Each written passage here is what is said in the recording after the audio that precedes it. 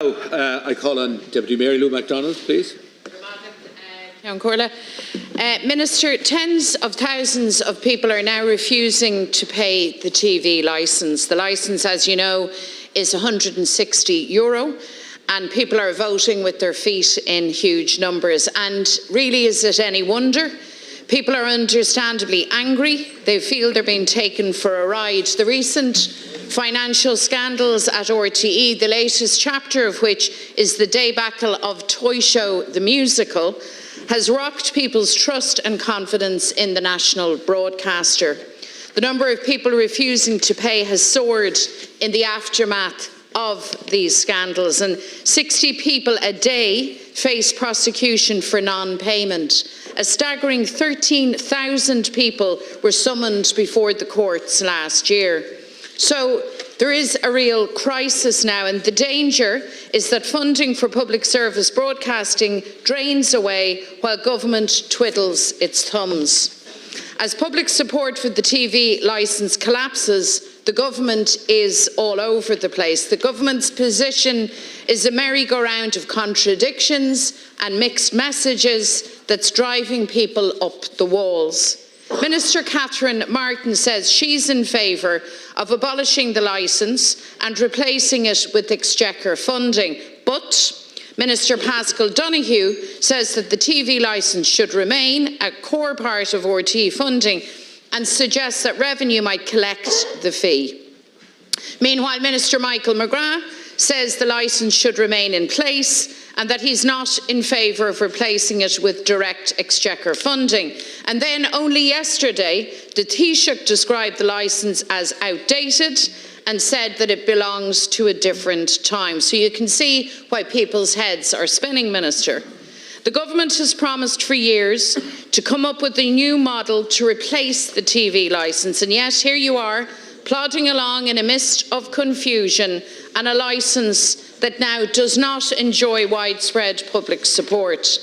And the public do want decisive action on this, Minister. For our part, Sinn Féin would abolish the TV licence and invest exchequer funding into supporting public service media in Ireland to put it on a sustainable footing. This, of course, is in line with the recommendations of the Future of Media Commission report, a report that's been sitting on government's desk for 2 years now.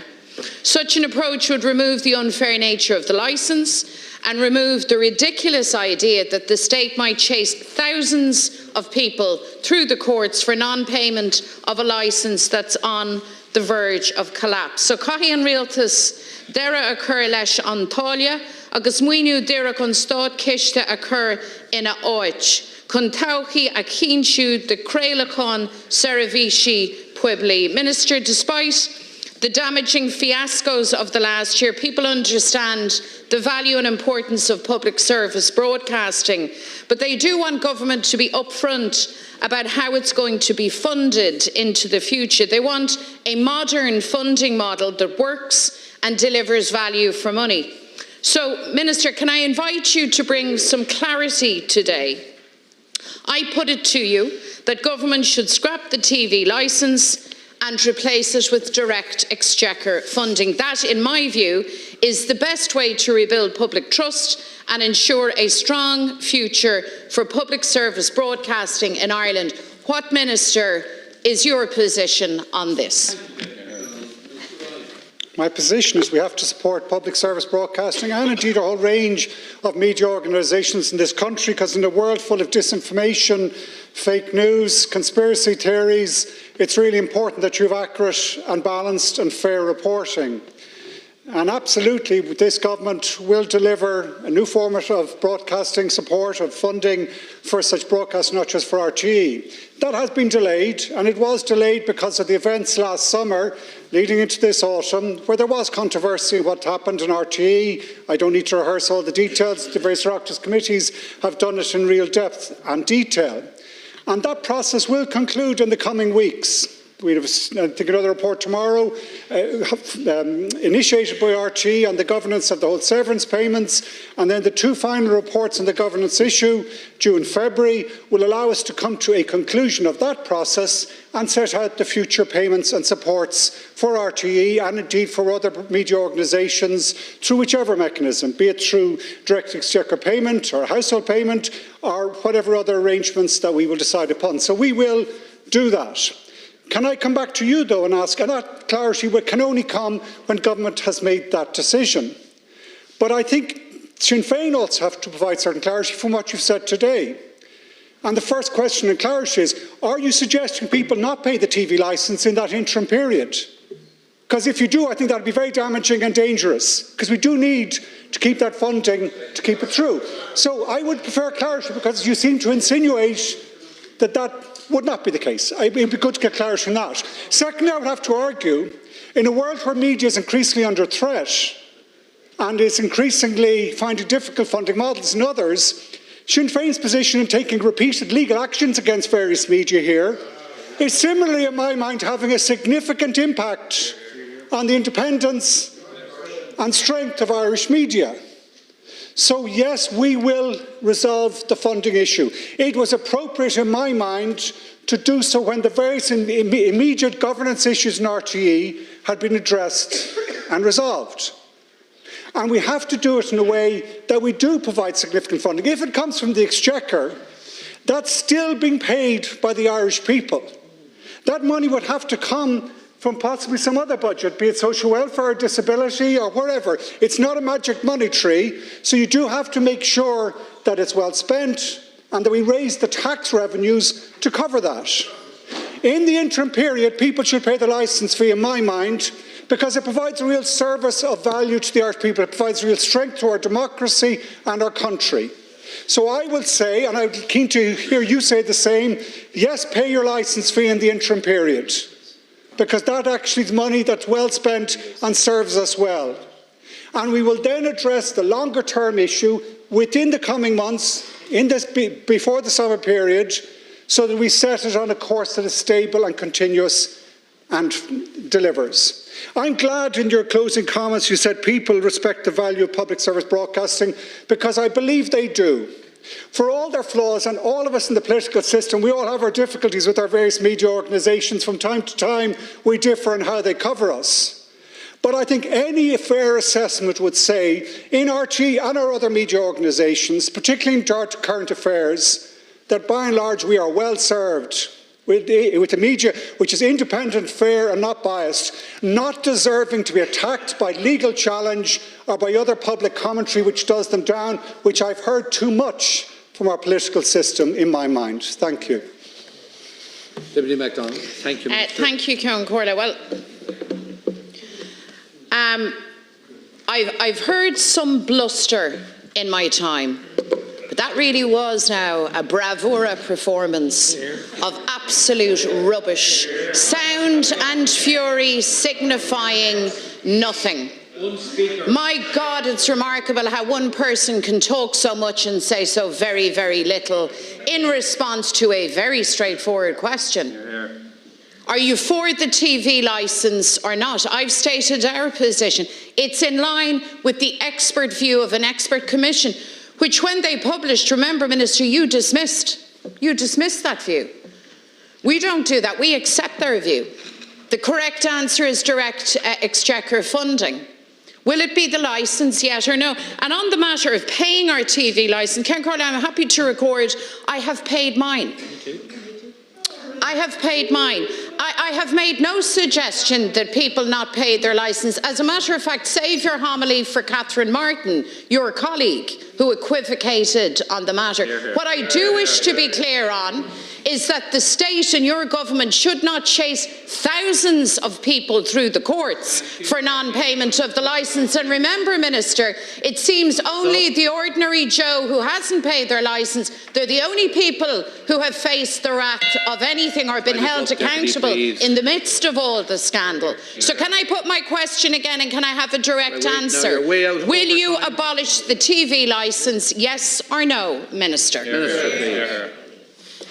we will provide an alternative funding mechanism. I do not expect it to be a continuation of the current licensing system, and the exact details will have to be agreed with government before I can give you the final answer on that.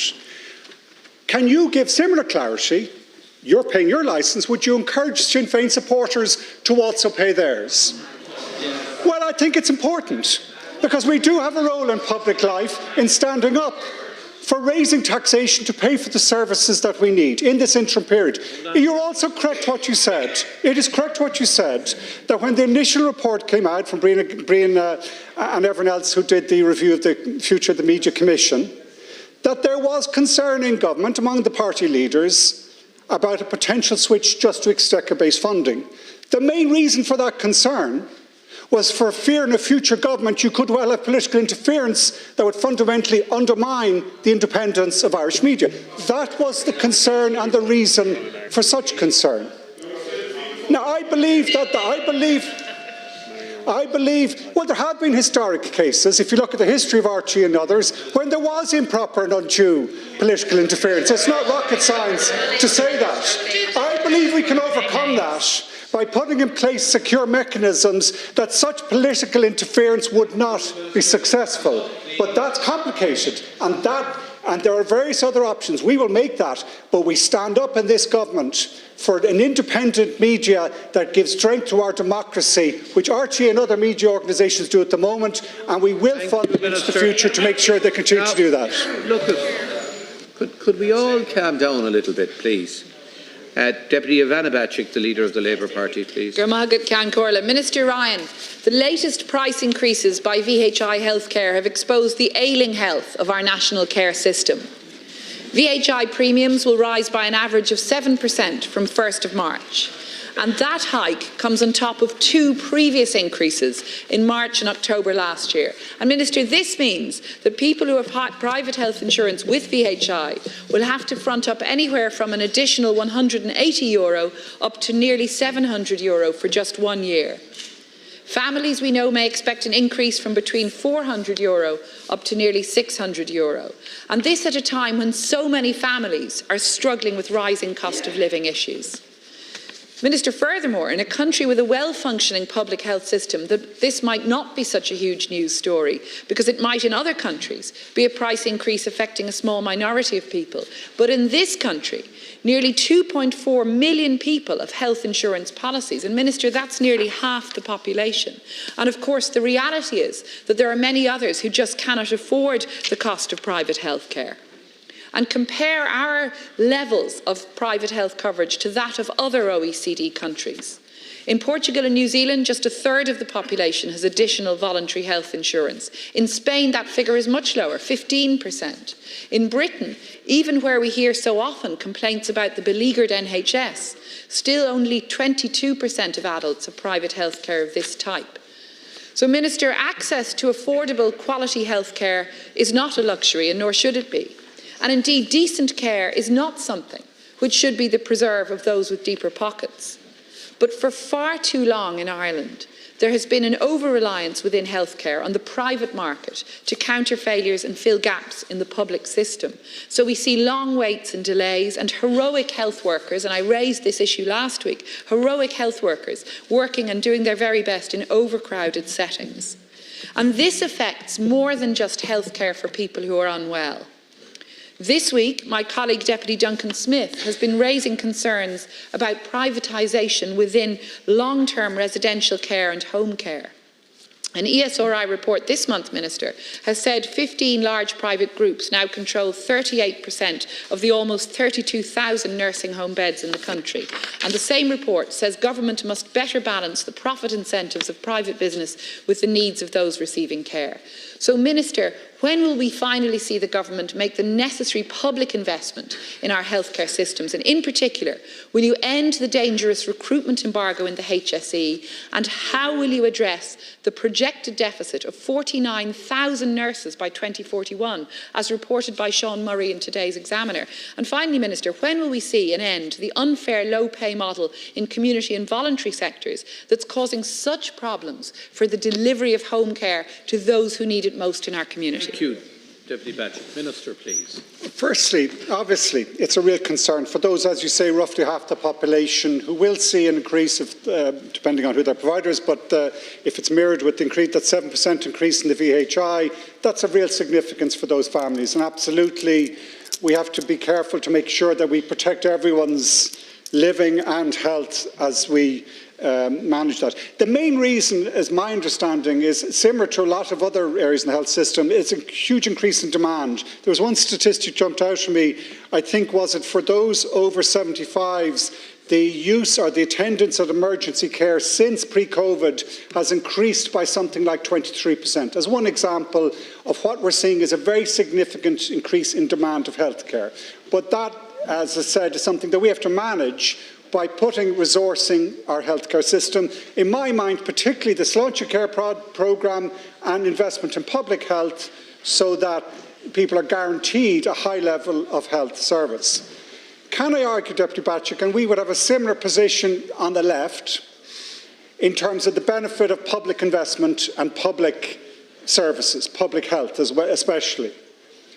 And I have a slight concern that we in the left are forever talking down what our public health services actually deliver and do.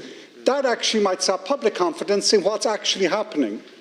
Because the truth is, to give a couple of examples, since 2000, we've employed, I think it's an extra 26,000 people in the health service.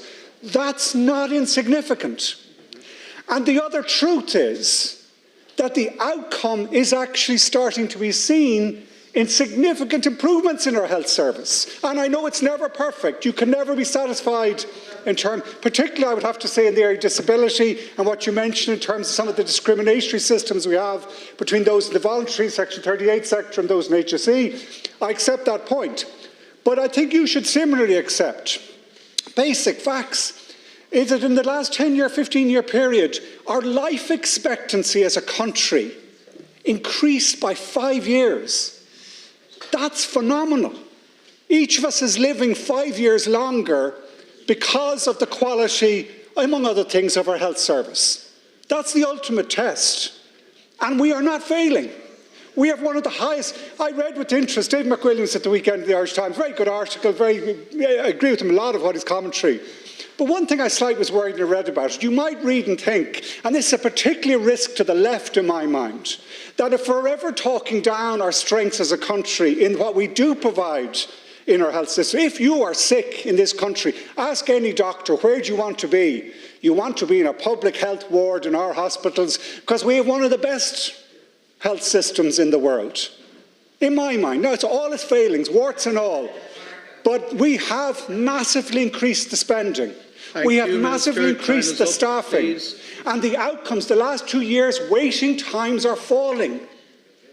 That's the reality of what's happening. And we should celebrate that on the left, as well as being critical of where there are problems in the system. Well, Minister, I thank you for the response, I think. But whether you're on the left or not in this country, what saps public confidence in our public healthcare system is lack of government investment. And I listened carefully to your commentary, and it sounded to me like you were observing rather than speaking as a member of government. And as a member of government, presiding over what has been a good time for the public finances, why haven't we seen the level of investment necessary to deliver on public healthcare? Sláinte Care rollout, far too slow, and you've mentioned that yourself. And you didn't respond to my 3 specific questions about necessary investment by government to end the HSE recruitment embargo, to address the projected shortfall of nurses that we're seeing, which is going to cause really serious shortfalls in delivery of healthcare, and thirdly, something we in Labour have raised consistently now for many months, the really serious gap in pay for those in the community and voluntary sector who provide much needed home care and community care services. And our hospitals and our acute settings cannot function without that investment by government in community and voluntary care, Minister. And I didn't hear a response from you on any of those 3 questions, and that's what would restore faith and public trust in our healthcare system, is proper investment. Minister. But the spending has gone up. I mean, it's incredible. In this government, we're up to 22.8 billion this year. A 1.15 billion increase in the current expenditure. There has not been, trust me, in government, because every other department, the Department of Equality and Children, the Department of Heritage, every single department is looking for such funding. It's an absolute demonstrable fact that health has got a huge increase compared to other government departments. We need to spend on so many things. But health, and you could go down to specific examples, the broadening of the application to free medical cards, the introduction of free IVF, the reduction of inpatient charges to people in public hospitals, the free contraception, the reduction in the drug invoice charge. I mean, you could keep going on. Yes, there is a recruitment ban because last year in November the numbers employed had exceeded what had been expected, and you had to pause to say, hold on a sec here, we had gone beyond what we were already was a very ambitious expansionary programme. So if across the board you look at the figures, if we set out the figures, the only story you can tell is massive expansion in spending, but what we're starting to see now is a commensurate reduction in waiting times and improving in outcomes, health outcomes. And that's why I come back to that point. People have the confidence that when you do spend the money, we do get a return. Okay. Well, wait, please. Can we have a little order? We move now to Deputy Mick Barry and solidarity before profit. Solidarity people before profit, sorry. Thank you, Count Corla. Minister, there is a water crisis in Cork City. The issue is dirty, discoloured water. Brown water, orange water, dirty, discoloured water coming from the taps. It's coming from the showers. It surges into washing machines and dishwashers. It doesn't affect every home, but has it affected thousands of homes? No question. Many thousands. Uisce Éireann statistics indicate that on 9 separate weeks in the last 18 months, complaints from the public were more than 10 times the number that would normally be expected. The problem began in earnest when Uisce Éireann gave a €40 million design, build, operate contract to a private, for-profit company for the new Lee Road Waterworks. When they joined a new water main with the old existing one and started pumping water through it, they discovered that the water was hard and needed to be softened. To rectify this, they added a chemical. I understand that it was caustic soda, but they added too much of it, and when the treated water reached the old water mains, it stripped away everything from the walls of the pipes. 54% of the city's water distribution network is cast iron, with an average age of 65 to 100 years. Decades of sediment were torn away. The dirt only had one place to go, and that was into the water supply. The orange and brown water poured out of the taps ruined washes, destroyed dishwashers, damaged washing machines. Uisce Éireann urged householders to let the water run clear, said that the clear water was safe to drink, and added that both the EPA and the HSE had confirmed this. But householders want the water to be tested at source, in their homes, not back in the treatment plant. I'm not aware that this was ever done. Wanting greater certainty, many households began to buy bottled water. €20 a week, €1,000 a year, Minister, in a cost of living crisis. Where problems persisted, Uisce Éireann sent teams of water workers out to flush the local supply clear. While Uisce Éireann pay for ads to promote water conservation, they themselves are flushing water by the tonload in Cork to correct a mistake of their own making. Meanwhile, skilled water workers, who could be upgrading the system, spend a third of their working hours on a firefighting exercise. Minister, it's a fiasco. If it had gone on for a couple of weeks or a couple of months, it would be bad enough. But it has gone on for 18 months now without an end in sight. Privatisation has been a disaster. But I'm asking you today 2 questions. Number 1, will you tell the households who have had to suffer this situation that what has happened is completely and utterly unacceptable? And number 2, will you call on Uisce Éireann to put in place a plan to resolve this issue, communicate it to the people of Cork, and outline a time frame for the resolution of this problem? Absolutely, we have to resolve that problem. The health of our people comes first, and the first base load of that is having healthy environment, clean water, and all the other services we need. My understanding is that an EPA investigation file was opened, I think, in December last month, and absolutely that has to be resolved. We have that independent assessment. It's not left to Irish Water in terms of what's appropriate or what's done. We have regulatory systems to make sure we have a clean environment. Can I make a couple of points in just regard to your commentary there? We have not privatised Irish Water, the exact opposite. We have absolutely enshrined the constitutional, in my mind, imperative about water being a basic necessity and a right to water existing, and that has not led us down the privatisation route, the likes of what we've seen in the UK. Do Irish Water, is it appropriate for them to use contractors? Absolutely. I don't think that means that the entire work has to be done just within existing direct labour or other systems. And I believe Irish Water, a highly capable organisation. Again, from the left, I stand up for the state. And the 1.53 billion we put into Irish Water every year is starting to deliver in terms of reduced pumping of direct sewage systems out, delivery of the key thing in water is it's actually connected to our housing issue, that we need to provide the water infrastructure so we can do development in Cork and elsewhere, and I believe Irish Water are doing a good job in that. But that does not excuse if, as you say, and I don't have the full details, so that would have something the EPA would have to assess, that if they made a mistake, obviously, in whatever way in this regards, then they obviously have to acknowledge that. But that does not mean that Irish Water, in my mind, is not delivering for the Irish people. Far from it. They are. And so I think those details, if I have them, I'll certainly pass them on. And as a part of government side, encourage EPA and Irish Water to rigorously pursue what happened, to resolve the problem, to make sure the people of Cork do have clean water, which they absolutely deserve.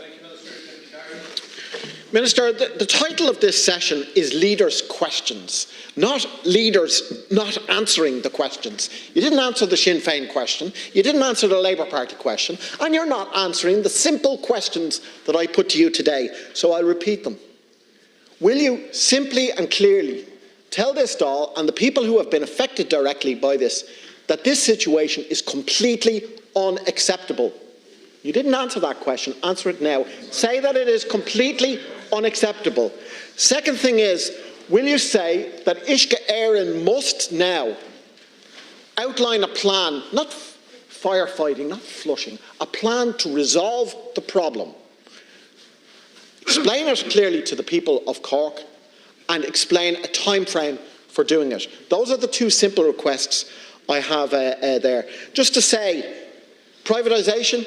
Yes, you did not privatise Uisce Éireann, but Uisce Éireann are going with so many private contracts that it is heading towards a de facto privatisation of our water system, and you know that. That's the root of the problem here. But answer the questions, please, that I asked you.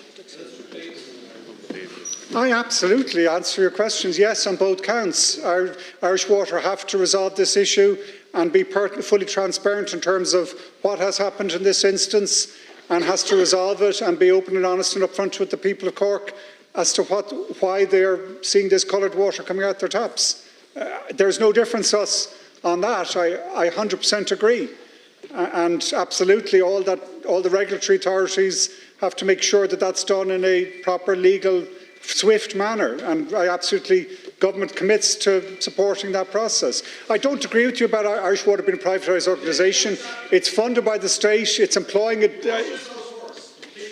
It's totally unacceptable. If clouded water is coming through someone's tap, that's totally unacceptable. We have to deliver to the highest standards, particularly water, so that people have confidence in the basic services. We should not have any situation in the country where people have to buy bottled water. And that requires investment. It requires £1.5 billion investment from the taxpayer, the same taxpayer that has to fund the housing, the health system, the same taxpayer that may have to fund our broadcasting system. It is a real challenge to meet all these different needs. But absolutely, Irish Water have to do that on our behalf, and I believe they can and will do so. Now, on behalf of the regional group, Deputy Dr. Cathal Berry. Good afternoon, Minister. Minister, to be fair, most people in the country are very much on board with the principle of the energy transition. This promise of cleaner, greener and cheaper electricity. And to be fair, there has been a lot of progress from a cleaner and greener point of view, but there's been no progress at all from a cheaper perspective. And there's a lot of research out there which suggests that Ireland has the most expensive electricity in the European Union. I'd be grateful for the Minister's thoughts and his assessment on that. Is it true? Is it correct to say that Ireland does have the most expensive electricity of the EU 27 countries? That's the first question. Secondly, I was concerned by the CEO of Airgrid's testimony in front of the Oireachtas Committee yesterday, Mark Foley. He was saying he can't get companies to build these new power plants that we need from an energy security point of view. So that's a big issue as well from a security perspective.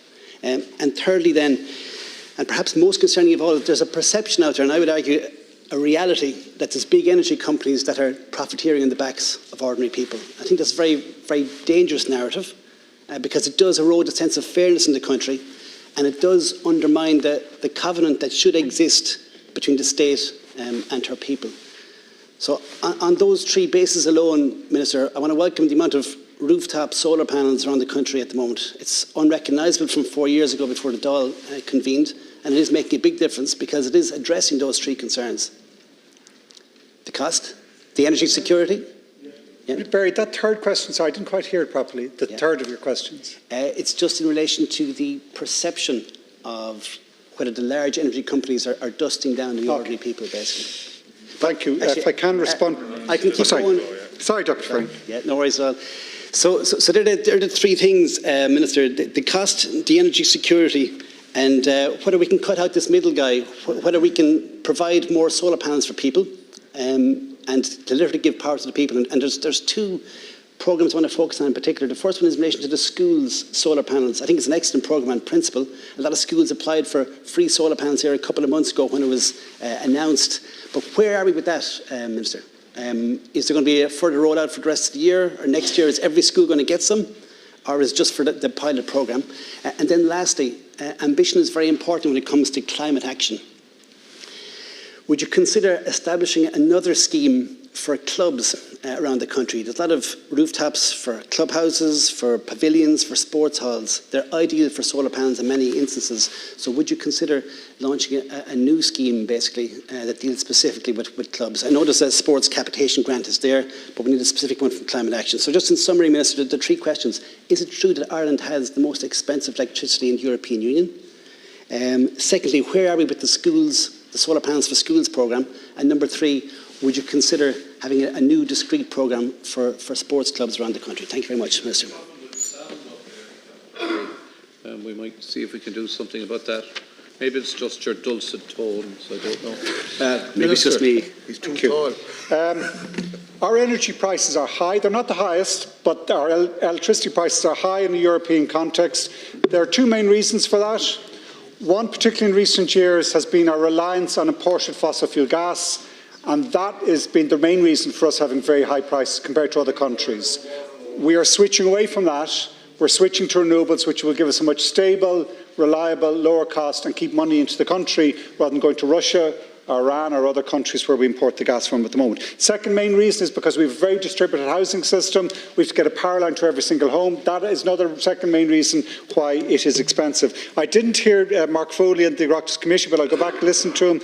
In terms of getting new power plants, that has been a difficulty. That's why we as a House intervened. We voted through legislation to put in emergency generation. The first set of that, I'm glad to say, last year was fired up in the North Wall and is providing backup to run our system. The second sets in Shannon Bridge and in Tarbert will be opened up in the coming months. So we had to intervene, but I believe the market is still a best way for us delivering power generation assets. So we will continue to use a competitive market system that promotes investment in the renewable, cleaner alternative. Large companies have made significant profits through the high price period because of the war in Ukraine. That's why we introduced very significant supernormal taxes on them, windfall taxes. The likes of ESB has particularly been very profitable. It's not all from the Irish market. They are very significantly profitable from the UK as well, which allows us to maintain investment here as well as there in a way that really does serve the Irish people. So you have to be careful when you look at some of the headline figures as to where the profit is really coming from and where it is going. To answer your two further key questions in terms of the solar programme for schools, which are absolutely right, I think is part of a transformation. Last year, we had 30 times more solar power by the end of the year than we had at the start. In 1 year, we put up 1 gigawatt of solar. Spectacular growth in solar power. And it's happening in so many different areas in so many ways. Schools is one of them. And it's an important one as a signal, as a learning, as well as helping reduce the school costs. It's 100% grant. We're starting with the first 9 counties, but every single county is going to be included. Every school is eligible. The first 9 counties, we put out applications in the autumn. 1,600 schools were eligible. 1,400 replied. 1,200 went into the tendering process. They're starting to be built out. Every school in the country will be able to have it. And in relation to the last question you said about sports clubs, this summer we will go into 200, well, we've already gone in under the non-domestic support scheme for solar. Some 70 sports clubs have already availed of that, up to 160,000, and they're already getting it built. 200 schools this summer will have EV charging points put in on a separate Department of Transport scheme because sports clubs, huge part of our community. So yes is your answer. Solar on both, along with EV charging, is going in as part of this change to our own domestic renewable power supply. Thank you, Minister. Look, thanks for the response. It's encouraging to hear about the schools programme in particular, for sure. It's good that that rollout is taking place. I just want to revisit the cost of electricity, Minister, and thanks for acknowledging that we do have an inordinately high cost of electricity here in the country. Just to emphasise, that permeates every aspect of the economy and society, from the cost of coffee to a pint of milk to a loaf of bread. We need to put more downward pressure on the cost of electricity. And I'd be interested to hear your thoughts on the interconnection and the plans for the next couple of years, the interconnected to the UK and to France. What are your thoughts on that, Minister? Will that lower the cost of electricity for the ordinary consumer and citizen in this country? Thank you very much, Minister. I believe it will. And if you look at what happened last year, we have 2 interconnectors at the moment. One just north of Dublin comes a short rush across to Wales, and the other in the north across over to Scotland.